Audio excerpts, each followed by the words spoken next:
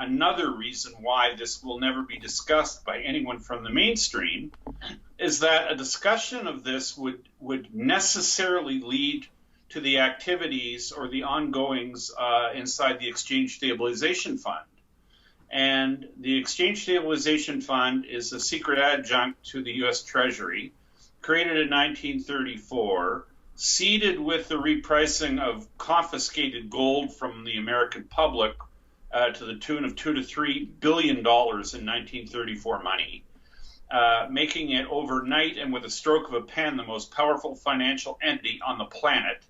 And this entity has been, let's just say, ravaging its way through our capital markets internationally since 1934.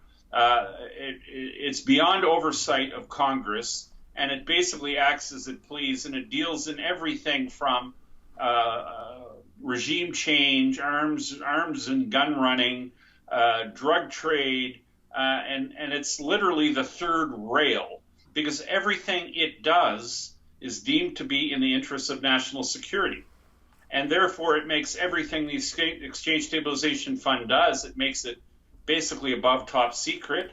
And nobody will dare in the mainstream talk about it or acknowledge it because it's the third rail and no one wants to touch it and instantly be labeled a pariah, much like Edward Snowden.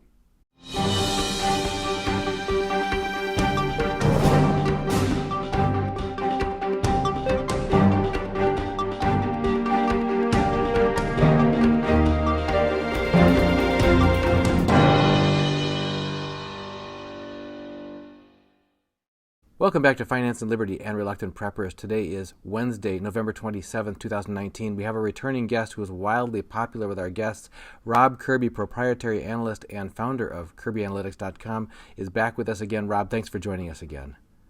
Nice to see you looking so chipper again, Dunnigan. Oh man, I got to tell you, I feel a lot more like I'm back in the saddle now than I did a weekend and a half ago when I was in the hospital with the minor stroke. But the doctors say I have came through that with flying colors, and my wife and I are doing lots of investigation to figure out how I can prevent and lower my risk going forward. And but thank you, and thank you for all those well-wishers, many good folks who have been sending in all kinds of messages and prayers. It really helps. Really appreciate it.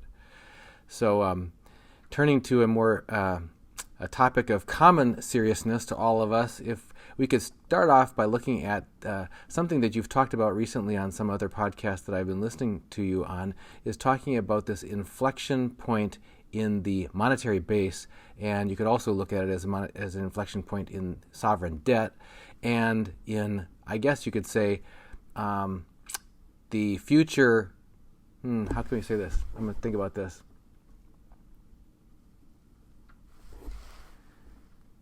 Also an inflection point in the obligation that the common people, primarily middle class, are subject to without necessarily our full consent, but that's strangely not being addressed, and it's something that's of vital interest to all of us. Where is your entry point into that, and what is your view of that as you look over it long term, and why is it so serious? Well, why is it serious, Don? Again, it's a great question, and I'm going to suggest that this is important because it's all about something that Ludwig von Mises referred to as a crack-up boom, which is a precursor to hyperinflation.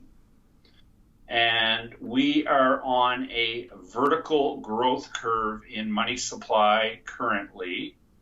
And I shared with you a little graphic that shows a growth rate of money and how the money supply inflected and went vertical at roughly 2010. And this is utilizing acknowledged money or monetary aggregates as given to us by the St. Louis Federal Reserve, who are the official keepers of U.S. monetary aggregates. But this number on this chart in no way represents the additional 21 trillion that we know has been created through the documentation by Catherine Fitz and Dr. Mark Skidmore of Michigan State University. So money, the amount of money being fed into the system is a number that nobody can acknowledge publicly or will dare acknowledge publicly. But let's just suffice to say it's much greater than the amount depicted in the chart, which shows vertical growth in money. And that was up till 2010 in the wake of the financial crisis. So that's significant, even to two old cripples like us. Yeah. It's interesting because back in the Obama presidency, I was one who heard many chants of saying, gee, Obama has added more debt during his presidency than all the presidents prior to him from the beginning of our country to that time. And yet in the first 3 years of Donald Trump's presidency, we've added that much more debt again to the system. And just in the last couple of months, the Fed, who had been pledging that they were going to unwind their balance sheet and it would be as boring as watching paint dry, suddenly have launched it from under $1 trillion to over $4 trillion and growing. And again, as you point out, this is just the officially acknowledged numbers, not the numbers that are actually happening behind the scenes. And again, I just want to throw in, just for good measure, you see, this extra 21 trillion that I keep talking about, I don't hear anyone else really talking about. I mean, other than Dr. Skidmore and Catherine Fitz, nobody else wants to talk about that. Right. You know why? They're afraid they're going to be labeled as tinfoil hat wearing fools. You know, and the reality is their research and their documentation is above reproach. Their work is solid. When they tried to question the White House about the real basic simple questions about how much money is there in existence, the White House basically had new legislation formulated and passed in the name of FASB 56, right, which excused the federal government from accounting. So nothing to see here, move along, but we don't have accounting anymore. And therefore, we don't have to give you an answer to the question of how much money there is in the system. But that's no sign of guilt. That's like taking, what do they say, taking the fifth? Isn't it the Fifth Amendment where you don't incriminate yourself? Right. So you say nothing? Uh-huh. Well, these guys changed the law so that they're excused from accounting. And then they say you can't see our books. Have a nice day, move along. This is what's occurred.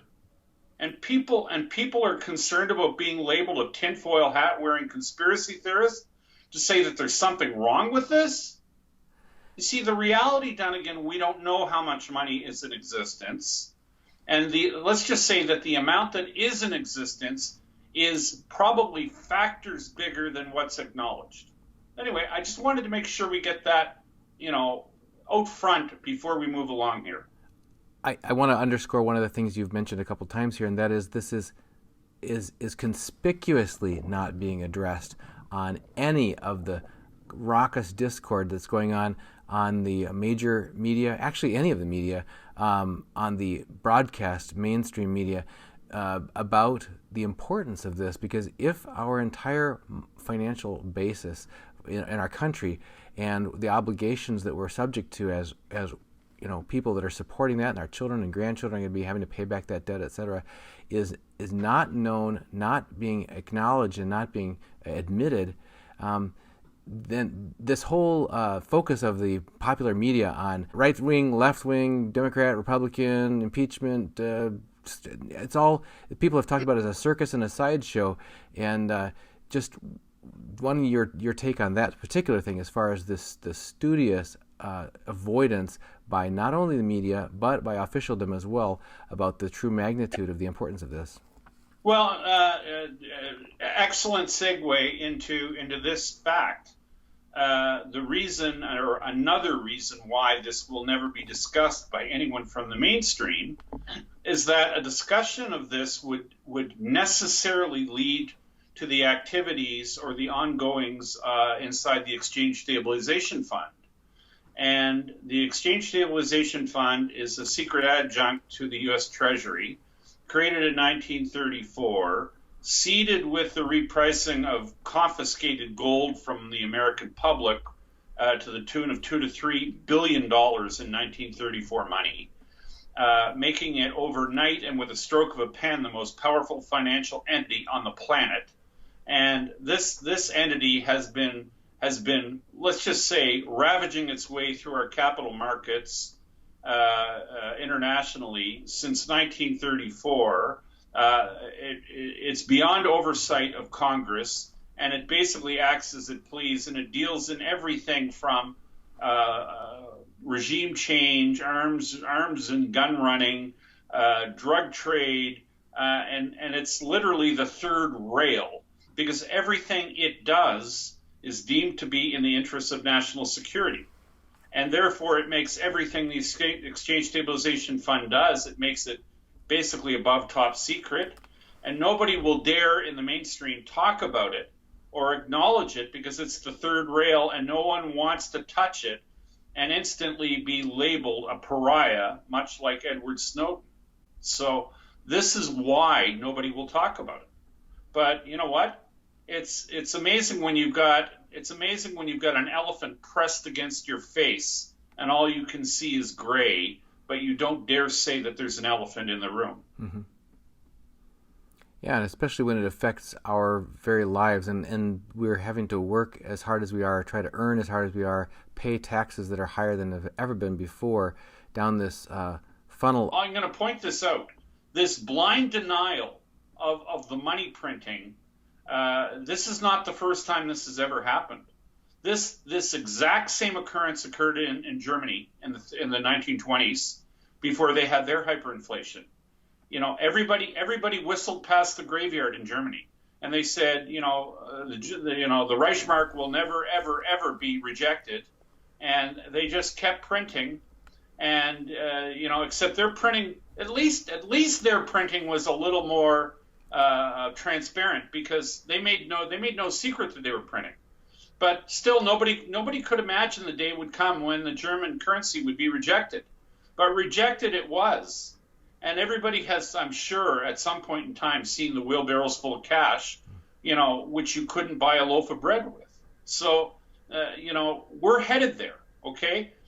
There's a reason why the stock market has doubled, basically, since Trump's taken power, because the money supply is growing at a rate that nobody can really wrap their head around, okay? And everyone talks about there being too few dollars in the world. We've got a stock market that's gone from a valuation of about 15 trillion to over 30 trillion in 3 or 4 short years. So, think about it. Just think about it. And ask yourself, is this real? Are things really becoming more dear, or is this a product of there being too much money as opposed to too few dollars? This hack excuse we get from the mainstream as to what's occurring in our capital markets. One thing you haven't mentioned there, and can you tie it home, is Michael Pinto, for example, an analyst, talks about this is the first time we've seen this three-way pileup of bubbles in both equities and real estate and bonds. Why is bonds such a key factor in this as well? Well, because bonds basically are let's just say they're the report card of the American political establishment, and the bond market represents the faith and trust in the underlying dollar, because the bond market, or the appearance of the bond market being strong and liquid, is essential to the maintenance of the dollar as the world's reserve currency. And this is why this 21 trillion gets employed to ensure that bond markets or bond auctions always appear to be well bid and appear strong. But the reality is, done again. America's issuing an extra trillion of debt every year. Foreigners have no appetite for the new debt, which is why the Fed's engaged in all these antics of repos and outright purchases of securities, because more and more and more debt needs to be monetized by American sources, because foreigners don't even want to sell their crude oil for dollars anymore. And it used to be foreigners would sell their crude oil for dollars, and they would take the dollars and they'd reinvest them in the U.S. government bond market, right, to earn some income. But I mean, they don't even want to, and they talk about dollar shortage. Well, is there a shortage of euros? I mean, because oil-producing countries like Russia and Iran and Venezuela and probably Saudi Arabia too, they're all selling oil now in other than dollars. And maybe there should be a lack of dollars but I don't think that lack of currency extends to the Chinese currency or the euro, because record amounts of euro are being generated now because countries are selling their oil for that currency and the Chinese currency. And I mean, the United States has had to ramp up oil production from 4 million barrels or slightly under 4 million barrels a day in 2008 to today 12.5 million barrels, just to ensure that the dollars in the system are soaked up by something that doesn't create inflationary response. And I mean, the ramp up in American crude oil production has come because America needed something for these dollars that were in the system had to be put into something that didn't create inflation.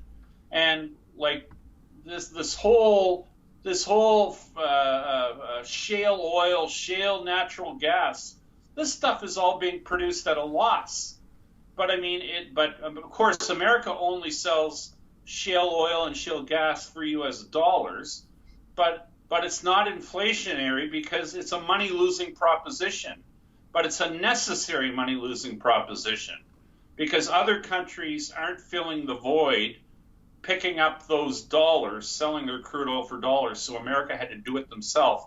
And American authorities have had the gall to say that they're now self-sufficient in oil. What a joke! What a cruel joke it is to say America is now self-sufficient in crude oil. America produces 12.5 million barrels a day. They consume 20 million barrels a day. How in the hell are you self-sufficient when you're 7.5 million under your bogey? Well, the reason they claim that they're self-sufficient is Canada sells America over 4 million barrels a day, and Mexico and Panama pick up the balance to get them to their 20 million barrels a day bogey. But America is not self-sufficient in oil, unless, of course, the oil in our Canadian tar sands happens to be really American oil as well. Maybe that's the case. I'm not really sure. The other thing about the bonds is you've talked about this before, is the America never having had a failed bond auction, but even in the face of, as you point out, that's just laughable. America never having not even one failed bond auction. That's like Tiger Woods playing a PGA tournament and not getting a par. I mean, and you know what? I know this because I worked in the bond market. I worked in the U.S. bond market. I've worked in the Canadian bond market, and I know that every sovereign debt issuing entity on the planet has had a failed bond auction at one time or another. Of course, except America. The biggest issuer of debt in the world, by far. I mean, the Germans have had failed bond auctions. German bonds are higher rated than American bonds. Canada has had failed bond auctions.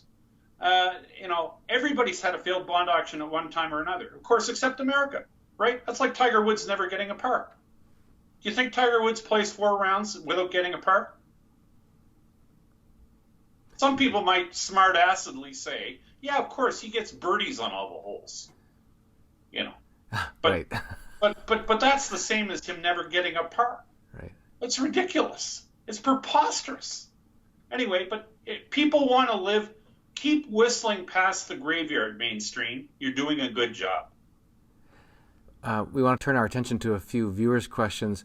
New World Forward asks, what do you make of Putin's comments that the U.S. dollar will soon collapse?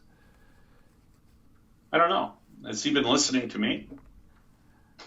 That's my commentary. Has he been listening to me? Maybe he has. I mean, I don't know. The U.S. dollar the U.S. dollar as the global standard for settlement and international trade, or its position as the world's reserve currency, is coming to an end, okay?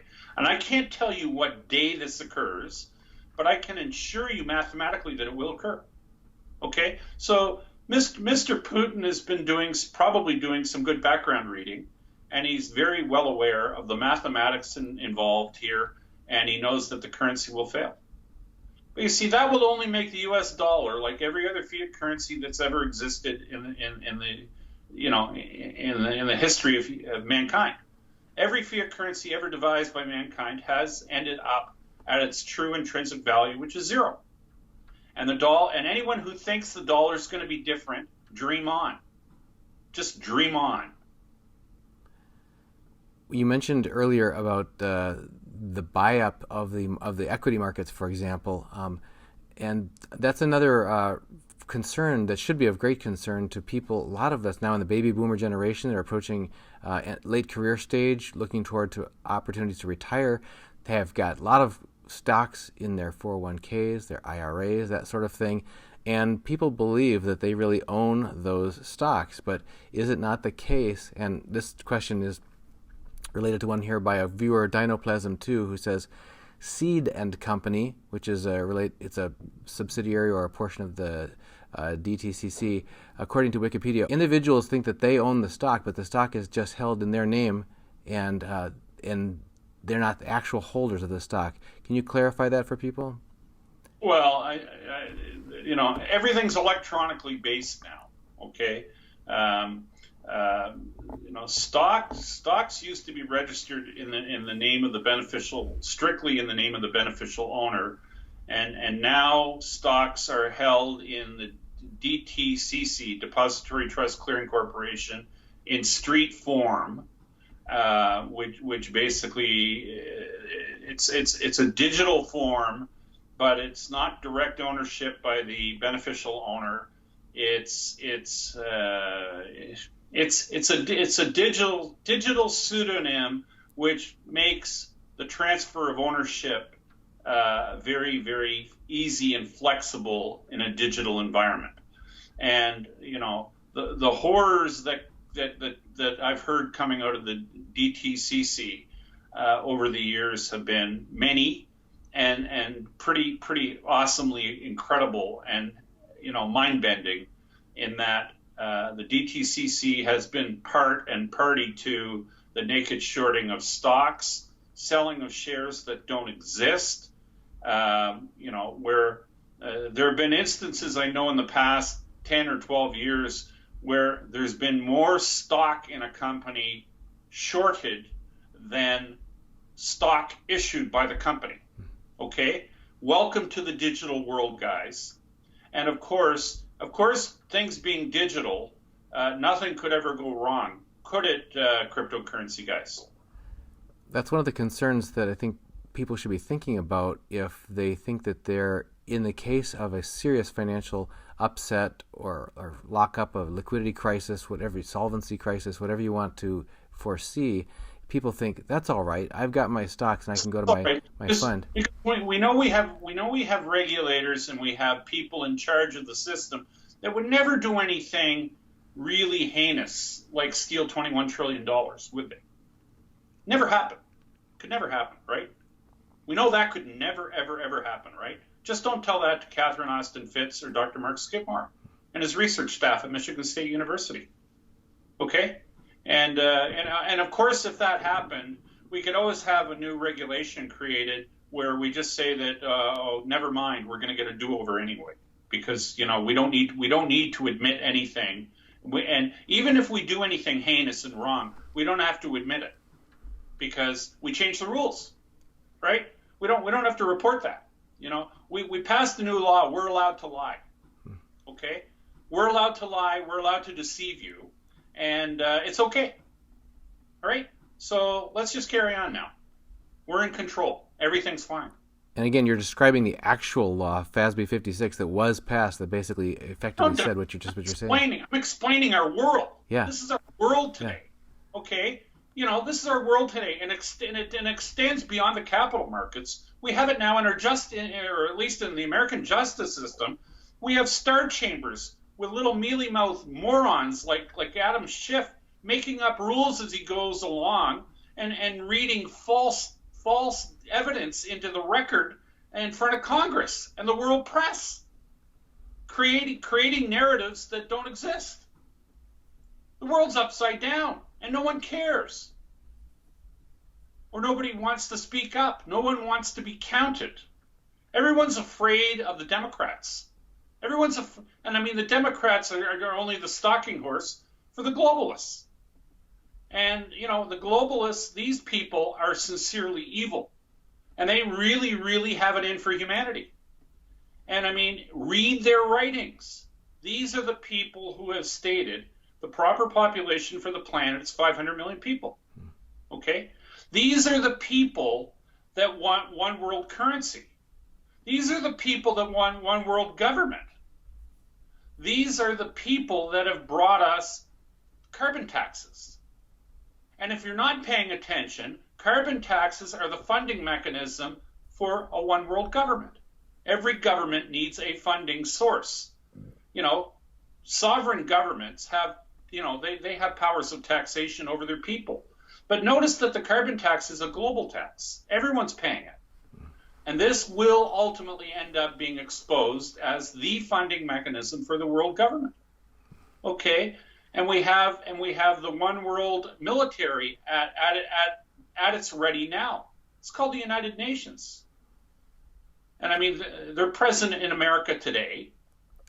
And, you know, these people will be summoned to act in America. And that's coming soon. But I mean, this is the globalist dream. You know, one world government, one world currency, and on the religious front, they want one world religion as well. And that's called the worship of state, or worship of the one world government.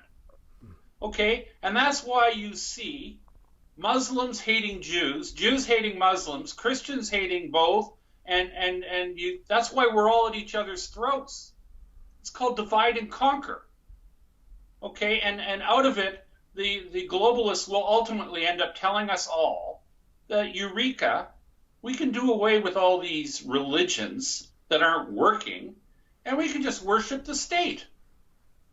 And that'll be the solution that they'll try to jam down our throats, along with their one world currency, likely a digital currency, and their one world government, which they're hell-bent on jamming into orifices on our bodies, you know, that I don't even want to mention. But this is what's going on. It's happening right in front of our eyes. And the framework of this has been put in place now for, I mean, a long time. You know, we had, you know, the whole climate change and requirement for a global carbon tax was born out of the Earth Summit in 1992 in Rio de Janeiro, when Rockefeller acolyte, and I'm sad to say former Canadian citizen, or late former Canadian citizen, Maurice Strong, was the architect of Agenda 21, adopted by the UN in 1992 in Rio de Janeiro. And this has now morphed into Agenda 2030. And this has everything to do with basically the global warming hoax and the need for global carbon taxes. And this is the framework of the global government.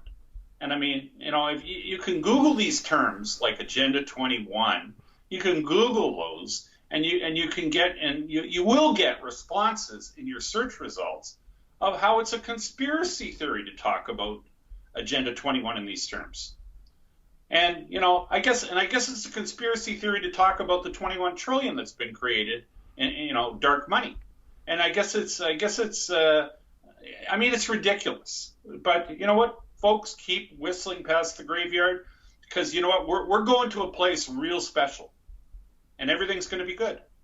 And, you know, and don't worry, nobody's going to change any laws and make things, you know, less transparent, because you know our leaders don't have anything in for us. They love us. Everything's good, and globalists are good for the planet too. I mean, globalism to me, globalism sounds like the Patriot Act. Who would be against globalism and the inclusiveness of all humanity? Well, it's like saying the Patriot Act is a good thing. I mean, the Patriot Act is how many thousands of pages long? Okay, and they had it ready 2 days after 9/11 and instituted it 2 days after 9/11. So do you think 5,000 words of legislation, 5,000 pages of legislation was created in 1 or 2 days after 9/11? Think again. Another globalist, false flag operation. All globalists planned and executed and inspired. So, follow the money, follow the breadcrumbs. The picture is pretty clear if you want to open your eyes and just look around you. For people who want to protect themselves and their families as much as they can from the effects of this basically multi-decade trap that's been set to crush the middle class and so on, a lot of people have talked about holding sound money as the antidote to some of this fiat inflation, that sort of thing. We have a question here from Bob Turner. What does Rob think about Canada holding zero gold in its reserves? Shame on us. We were tricked and huckstered into selling our gold reserve in the 80s and the 90s, and that was all about bringing down the Soviet Union. And the way that the Soviet Union was taken down, ostensibly, the Soviet Union failed because they couldn't feed their own people. Despite everyone being equal and despite communism being a utopia, the incentives for people to produce in the Soviet system were so poor that, even jurisdictions like the Ukraine, known as the world's breadbasket, couldn't produce enough, basically, bread to feed the Soviet peoples. And the reason they couldn't is because nobody had any incentive to actually be successful farmers. Because it didn't matter in the Soviet Union whether you were a good farmer or a bad farmer, or whether you had best practices or no practices at all. Everyone got paid the same. Garbage men got paid like doctors got paid, and farmers got paid like what garbage men get paid. And it didn't matter how much you produce. There was no incentive to produce extra or be efficient, because you didn't benefit from being efficient or doing more. And that's the hallmark of communism. So they couldn't feed themselves. So they had to have limited trade with the Western world and able to buy food. Well, the Russians or the Soviet Union only had two things they could sell to the rest of the world that we would actually pay hard money for. You see, they had to get hard currency from the West. They had two things they could sell the West. They had crude oil and they had gold. And isn't it amazing how the price of crude oil was engineered down to under $10 in the 80s, and the price of gold was engineered from its high in the early 80s of like $850, down to a squatly, $200 or $250, which was basically the cost of production. You see, they took away the Soviet Union's allowance by knocking the price of those two strategic commodities down. And of course, to knock the price of gold down, they had to mobilize a lot of physical gold. Well, that's when they came cap in hand to Canada, and they got Canada and there's history on this. You can read about it if you know where to go look. And they got Canada to sell their 860 metric tons of gold and dump it on the market, and basically force the price of gold down. Okay. Meanwhile, they were working their magic on the NYMEX exchange at the same time, smacking down the price of crude oil. And it's amazing the way it all worked out. And there are people around today that know exactly how this happened. But I mean, of course, this is like talking about this by anybody in the mainstream is like trying to get people to talk about the Exchange Stabilization Fund. They won't do it. National security, national secret. If you tell anyone, they got to kill you.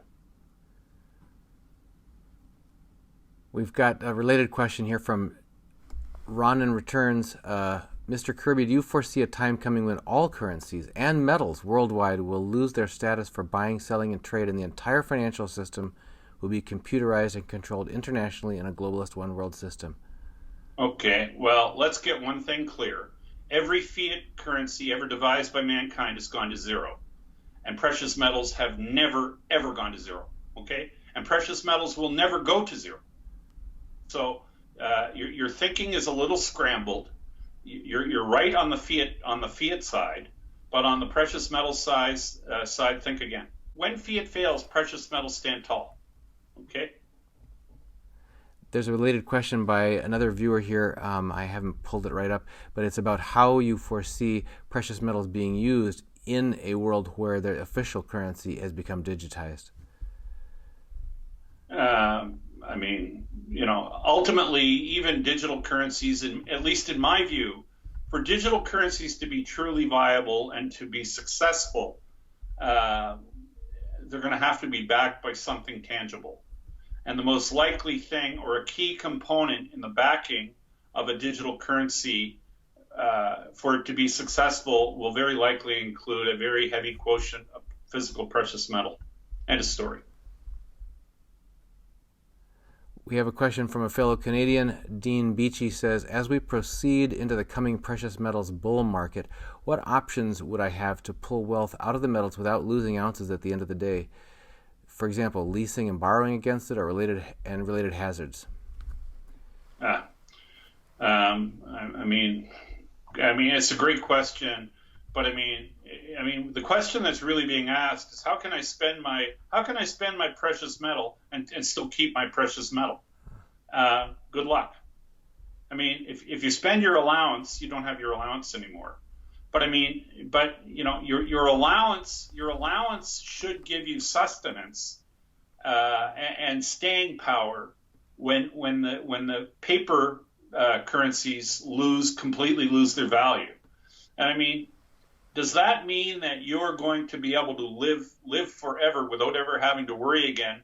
No, but you're going to be relatively better off than people who don't have it. So, it's the same thing with being prepared with storable food.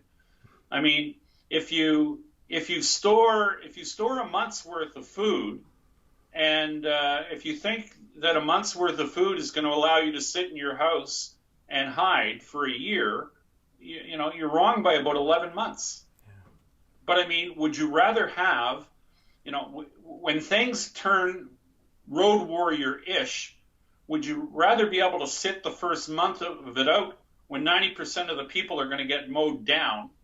Would you rather be able to, hide out for a month before you emerge into a much less populated environment? Or would you like to be in there scrapping with everybody right from day one? I mean, that's really what it comes down to. And I hate to put it in such blunt terms, but I mean, what you're talking about is being prepared. And, you can always be prepared more. And I guess to a point, you can always be prepared less, or you can always be not prepared at all. So we're talking about degrees or shades of a color here. And, my attitude is, I will get with the program and be as prepared as I can. So, and it's a relative thing for everybody, because not everybody has the same life experience and the same amount of resources, tucked away. So you do the best you can with what you've got. And the real strength, in all honesty, people talk always about the material side of being prepared. There's also the spiritual side of being prepared. And there's a lot of people who have great means, but are spiritually nowhere. And, these people are going to probably have a harder time coping than somebody less physically prepared in terms of, have things right with God, and maybe have surrounded themselves with like-minded individuals who share, similar points of view, because there's always going to be relatively more safety in numbers than there will be you on your own. So there's a number of different levels you can talk about being prepared on. So I encourage people to think that through pretty well, and ask yourself, you know, do I have a plan? Do I have a contingency? Do I know people who think the same way as me? Are there people I can bond with that in times of great trouble or stress, we can work as a team together as opposed to trying to do it all on our own?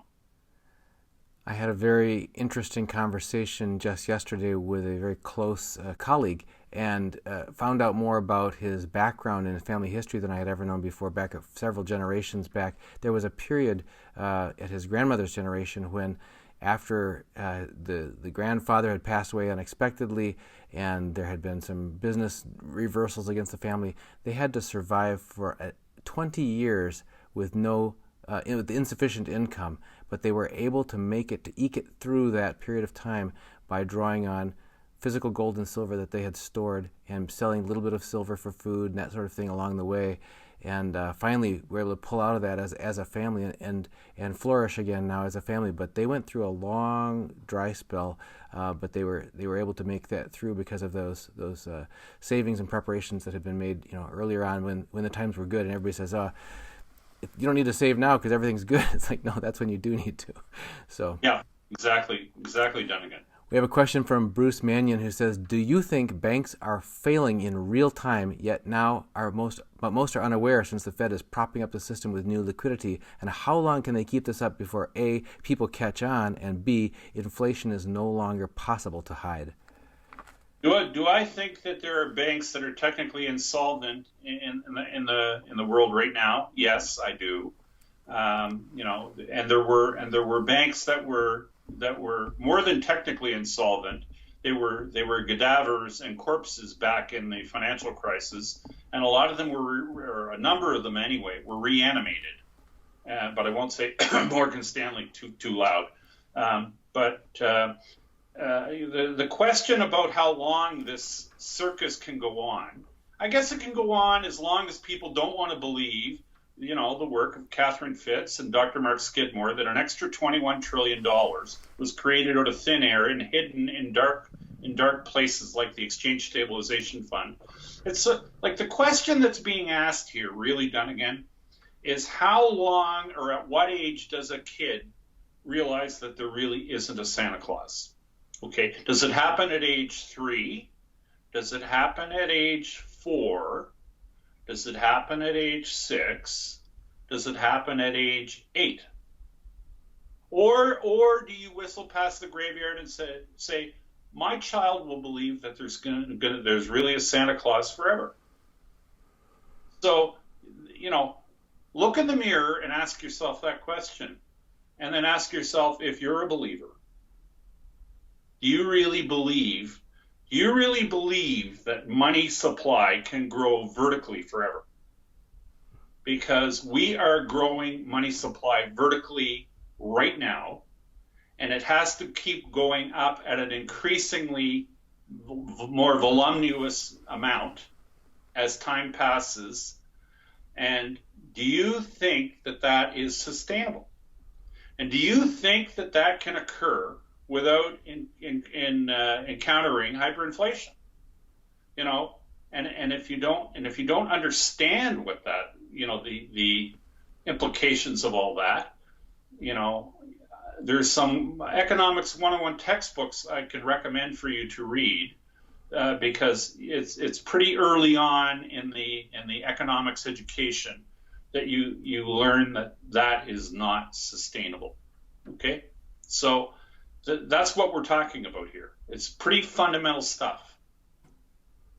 But anyway, there's the graveyard. Keep whistling. It's sobering to think that we're gambling with our future. The last time we had you on, it was talking about making us all into gamblers, because people who are trying to survive through certificates of deposit or savings accounts or that kind of thing are finding themselves just ground down to almost no income on that. So it either inflates the amount of money you have to have as a nest egg to some astronomical sum before you can consider yourself financially stable, or you have to look for other ways to supplement your income And a lot of people have turned to the ever-expanding equity markets that are being held up on the surface of this money bubble that you're talking about.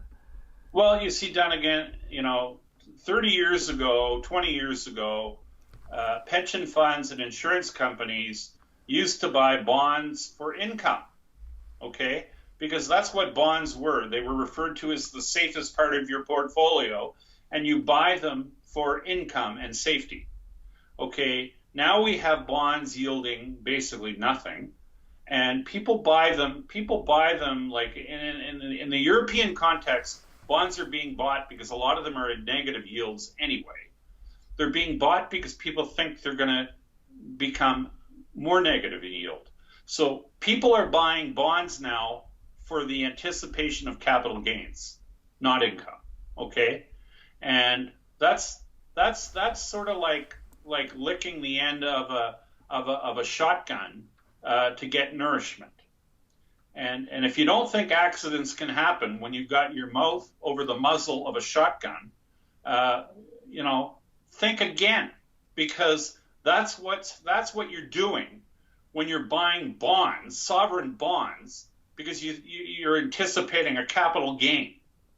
Okay, bonds are not invented, and bonds are in the investment world are not intended to be traded for capital gains. They're supposed to be bought and traded, or bought and held for income. And when they have negative yields, they're not performing the function they were designed to do. And holding them is inherently dangerous. And the fact that the yield on so many of these bonds are negative has forced pension funds and insurance companies, the traditional largest holders of this instrument, it's forced them into much more risky investments. And that raises the risk threat matrix of the asset pool in the pension fund or the insurance company.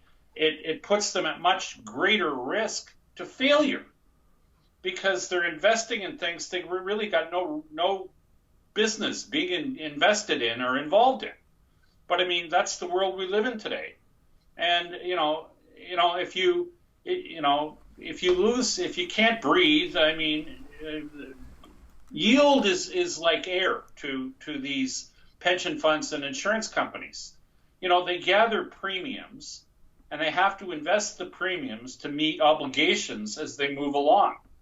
Well, when you take away, and I'll just tell you, a lot of these entities, pension funds, and insurance companies, they're mandated by the articles of the creation of the funds that they have to have X amount or a certain percentage of their assets in fixed income securities,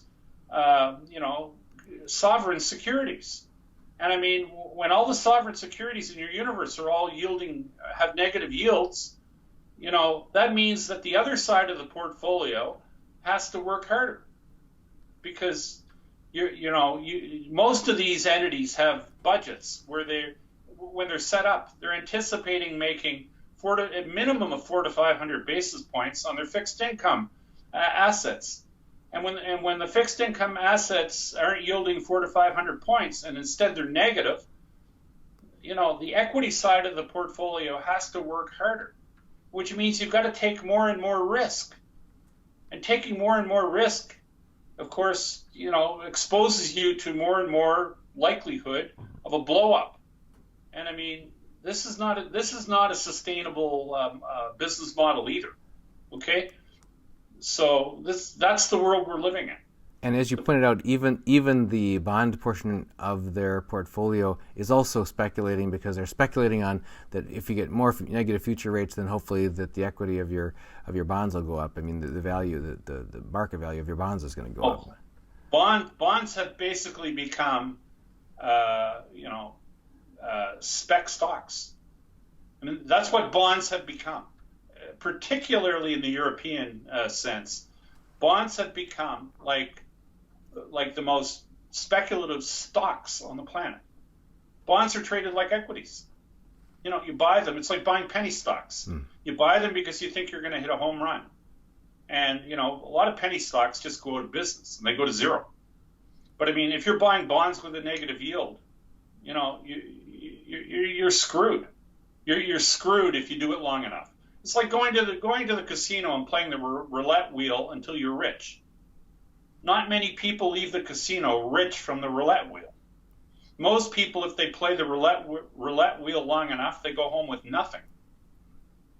Okay, carry on. Keep whistling. But this is reality, okay? And, get a grip. Get a grip, everyone. This is reality. Rob, before we let you go, we wanted to see if you can stick around for one more question for our Patreon subscribers. Yeah, sure. Why not?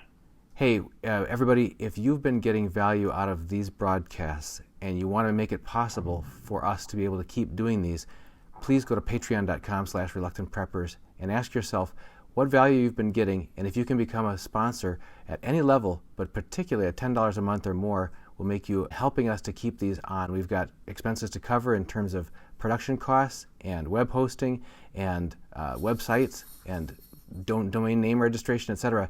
It is absolutely necessary for us to be able to keep this going, keep the message going out, help us to reach out to others who haven't heard this message yet, as you have.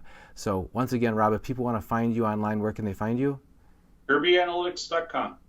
Thanks, Rob, for joining us here again on Finance and Liberty and Reluctant Preppers.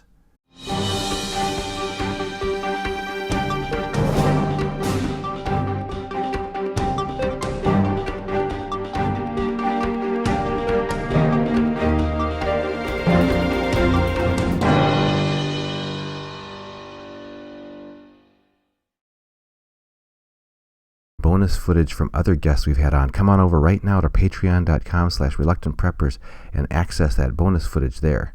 Take care.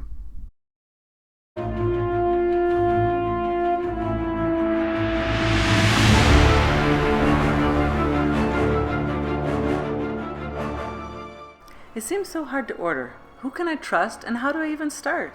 Oh, you just go to sdbullion.com/RP, pick out whatever gold or silver you want, add it to your cart, you can check out, and it's on its way. And they're A+ rated by the Better Business Bureau. Wow, it's that easy? Your first ounce of silver is at spot price, and you get free shipping on any order over $99 at sdbullion.com/RP.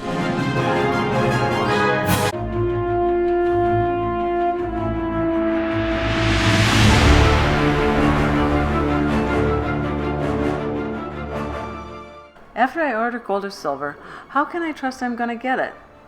And I don't want everybody to know that I'm ordering gold and silver. Oh, it's okay. It's fully insured, it's trackable, and you have to sign for it, so nobody else is going to get it but you, and it comes discreetly packaged. If you order a small amount, like maybe gold, it'll probably come in a box that looks something like this. Okay.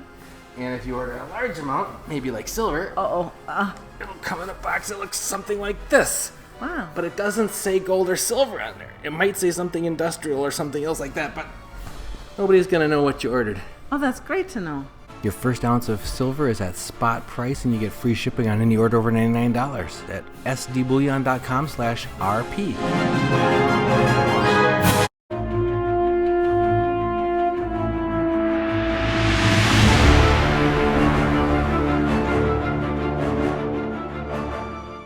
If I own gold or silver, how will I ever be able to spend it?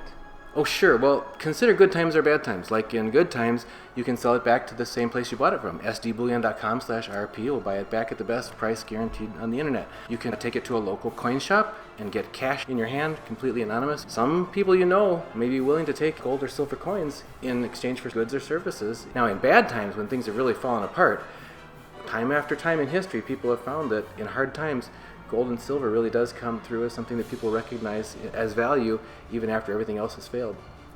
Your first ounce of silver is at spot price, and you get free shipping on any order over $99 at sdbullion.com/RP.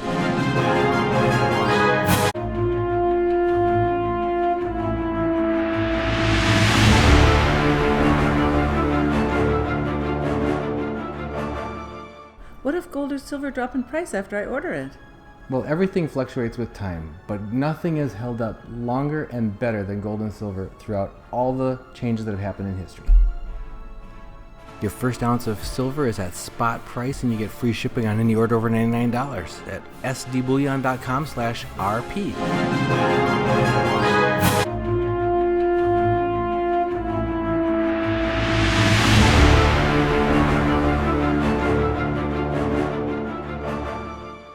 What good does gold do me anyway? I can't use it for anything. Well, I think I found a form you might appreciate. Wow. That's beautiful. Wow, I can wear that just about anywhere. And you can take it with you through airport security and across borders. It's small and compact and lightweight, and you can even hand it down through generations. Your first ounce of silver is at spot price, and you get free shipping on any order over $99 at sdbullion.com/RP. Reluctant Preppers provides educational awareness and commentary only. Opinions expressed do not constitute personalized financial advice. Viewers are encouraged to do their own research and seek qualified personal financial consultation before making investment decisions.